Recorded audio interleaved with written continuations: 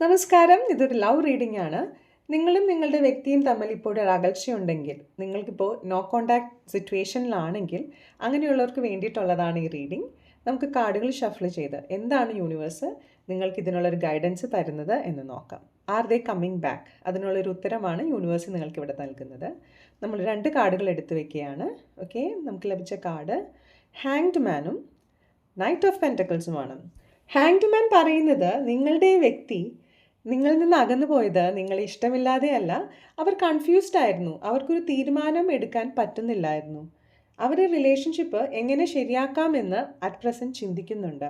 Night of pentacles പറയുന്നത് ഒരു തീരുമാനം അവർ എടുക്കുന്നത് തിരക്ക് പിടിച്ചല്ല, വളരെയധികം ആലോചിച്ച് സ്ഥിരതയോടുകൂടെയാണ് എന്നാണ്. വളരെ സീരിയസ് ആയ ഒരു കമ്മിറ്റ്മെൻറ്റ് അവർ ഈ റിലേഷൻഷിപ്പിന് നൽകാൻ മുന്നോട്ട് ആഗ്രഹിക്കുന്നുണ്ട്. അവർ തിരിച്ചു വരും, പക്ഷെ ഉടനെയല്ല, കുറച്ച് വ്യക്തതയോടും സ്ഥിരതയോടും ഉള്ളൊരു ബന്ധം സ്ഥാപിക്കാനാണ് അവർ ഇനി മുൻപോട്ട് വരാൻ പോകുന്നത്. മുൻപുണ്ടായിരുന്ന തെറ്റുകൾ ആവർത്തിക്കാതെ ശക്തമായൊരു ബന്ധമാണ് അവർ ഇനി ആഗ്രഹിക്കുന്നത്. നിങ്ങളുടെ കാത്തിരിപ്പ് വെറുതെ ആകില്ല. അത് വേദന നിറഞ്ഞതാണെങ്കിലും അതിൻ്റെ അവസാനം സന്തോഷം നിറഞ്ഞതാണ്.